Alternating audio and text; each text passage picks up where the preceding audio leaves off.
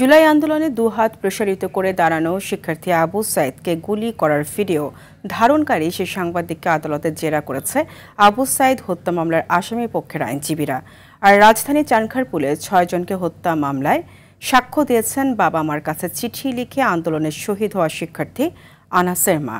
এ সময় স্বৈরাচার শেখ হাসিনা সহ তার ছেলের হত্যাকারীদের ফাঁসির দাবি জানান তিনি। বিস্তারিত GM মাহমুদের রিপোর্টে।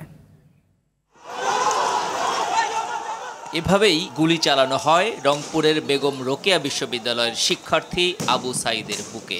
এতে নিহত হন তিনি, হয়ে ওঠেন জুলাই আন্দোলনের প্রতীক।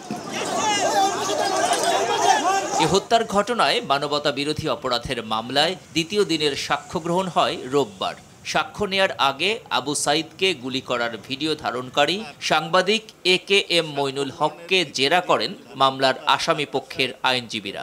বক্তব্যটা উঠে এসছে জাতির কাছে দৃশ্যমান হয়েছে, এটার সত্যতা সম্পর্কে ওনারা জেরা করেছে। তার বিরুদ্ধে যে অভিযোগ সেটাকে অস্বীকার করা এবং সেটাকে ভুল প্রমাণিত করা, সেই প্রচেষ্টা তারা চালাচ্ছে।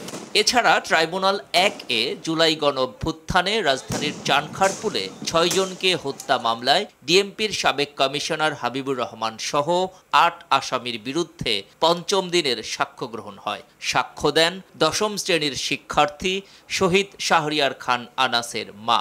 এ সময় স্বৈরাচার শেখ হাসিনা সহ তার ছেলের হত্যাকারীদের ফাঁসির দাবি জানান তিনি।